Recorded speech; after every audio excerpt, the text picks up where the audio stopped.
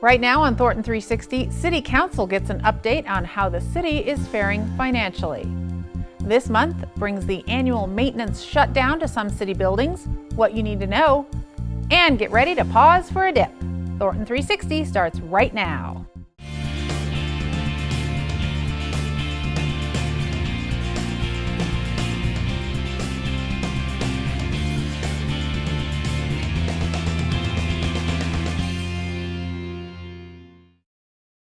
Hello and welcome to Thornton360. I'm Lisa Wilson. We begin with the latest from City Council. City staff presented Council with the second quarter financial report. Our sales and use tax fund, performance that represents the largest revenue within the city government. And here we passed a budget that was based on a little more than a 5% increase. We've seen well over an 8% increase. And as you'll note there, that's been driven by several key items. Sales tax overall is up about 5%. Purchase of vehicles, we've seen significant ongoing here in 2015, almost up 10%. And then we've seen a lot of development activity. I'll just briefly share with you that within the residential sector, we've seen permit numbers of 269 building permits for the first 6 months. That compares to 179 in 2014, so a significant increase. We've also seen multifamily in that sector as well. Where does that place us compared to previous years? As you'll note, 2015, we've collected about 42% of the budget for sales and use tax, and that's in line with what we've seen in the prior 4 years. The second quarter update, there isn't as much of a story to tell as compared to the revenues. Basically giving you an update on where we are and identifying any trends or red flags. And the major takeaway right now is that basically things are proceeding as we would expect according to the budget. There are some things that we're monitoring, some things that are a little bit out of the ordinary, and I'll point those out as we go through the report. But the major takeaway is that things are going basically according to plan, with the exception of the budget amendments that you've approved in previous meetings. To see the entire City Council meeting, tune to Xfinity Channel 8 or visit cityofthornton.tv. Some City of Thornton facilities will close this month for annual maintenance. Here's what you need to know. This building gets, as you know, a lot of usage, and after 12 months of heavy usage, including this summertime, this building really needs a little bit of a break in order for us to make it shine again. It takes a lot of beating throughout the year. And the heavy usage really takes its toll on this building. So every year for the last 21 years, we've been closing this building down right around the time that the kids go back to school at the end of August.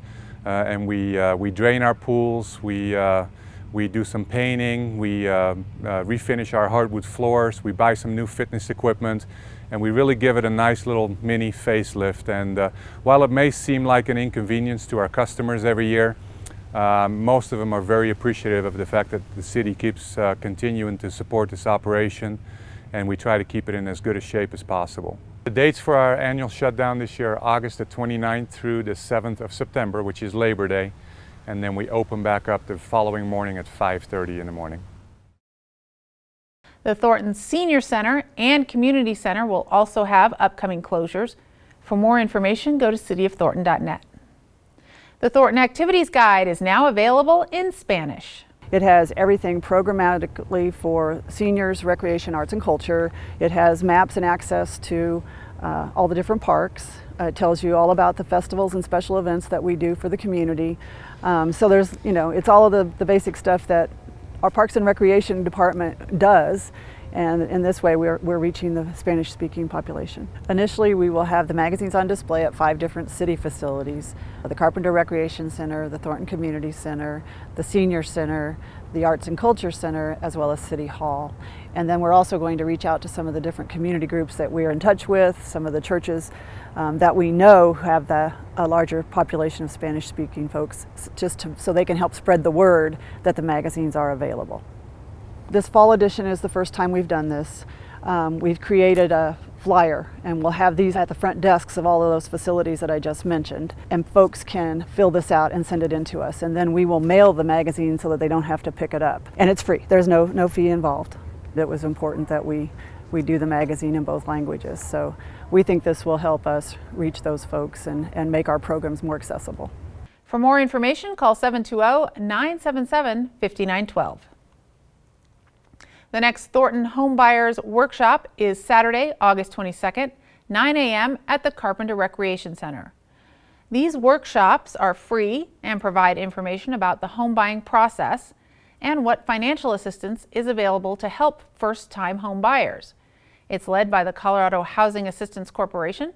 To sign up, call 303-428-1448. And if you're thinking about transforming your yard's traditional landscape into a water-wise oasis, a good starting point is Thornton's Water-Wise Garden Tour. We started the tour so people could have an expert talk about water-wise landscaping and how to start a project in your own yard. It can be intimidating to start, think about changing your yard, and there's a lot of do-it-yourselfers out there, so we thought the tours would be helpful for starting the process. For people wondering what they can do in their yard to save water, a great thing to do is come visit one of Thornton's Water-Wise gardens. We have 3 of them. We have Fire Station 5 Water-Wise Garden, which is a mix of over 100 attractive water-wise plants. Fire Station 4 is a mix of large areas of native grasses. And then we have the Xeriscape Garden at Carpenter Rec Center, which is kind of a mix of shrubs, grasses, perennials, kind of the whole shebang. If your yard is 100% Kentucky bluegrass, you can pick an area that's south-facing and maybe gets dry easily, and start with that and see what plants you like, kind of play around with them, and it's really fun once you get started. We've had a great time with these gardens here. Thornton wanted to have places that residents could come to and see how beautiful water-wise plants can be, and show an alternative of just having grass in your yard. You can pull that grass out and have beautiful plants. The city forester, Lynn Lathrop, and David Winger are the tour guides, and they are a great resource on water-wise landscaping. They have a lot of ideas about which plants work well in which areas and can help you brainstorm ideas for your own yard. The next garden tours are August 18th and September 9th. Sign up now at thorntonwater.com or call 720-977-6600. While the dog days of summer are coming to a close, on August 22nd, Thornton's City Pool will give dogs a chance to make a splash. So yep, it's right before we're getting ready to winterize the pool, so we don't let humans in after we have our dogs swim. The parents, I think, get more out of it most of the time than the dogs do, because they're seeing their dogs have so much fun, and seeing them just play and romp. It's a fun thing to do. It's $5 a dog and a human companion, and then $1 for each additional human. We do ask that you bring recent rabies tags so that we know that we're all current. We held it at our city pool, and it has a 0 depth entry, so it's great for the dogs to be able to run in and out of the water. It's just interesting to see how much dogs truly enjoy running in and out of the water, and it's a kind of a safe place for them to be. They're in a gated area, and I think the whole thing is a huge highlight, just watching them have so much fun. It just puts a smile on your face. You can't go to this event and not smile. You can't go to this event and not have fun. Even in the rain, it's still fun to watch these dogs have such a great time. For more information on Paws for a Dip, go to cityofthornton.net/festivals-events. Thornton's Oz Gallery presents a new art exhibit. This one features art inspired by imagination and whimsy. This is called It's Only Make-Believe Art Exhibit, and we have 8 artists that entered with kind of their imaginations. Things are sort of abstract, sort of semi-real, so they're kind of fantasy. There's lots of exciting sort of things going on, a lot of imagination. I think you kind of get outside your comfort zone when you look at them and try to determine what the artist was trying to say. All of them are beautiful in their own way, but they're all just kind of surprising works of art. The exhibit is free. It'll be up until October 8th, weekday afternoons from 1:30 to 5 at the Thornton Arts and Culture Center, which is at 9209 Dorothy Boulevard. We do want people to vote for their favorite, because we'll be purchasing the People's Choice to add to our permanent exhibit. So we've got about 14 pieces now, and we'd like to know what the community would like to buy. So people can come in and vote for their favorite piece, and the winner will be purchased by Tashko. That's it for this edition of Thornton 360. Thanks for joining us. We'll see you next time.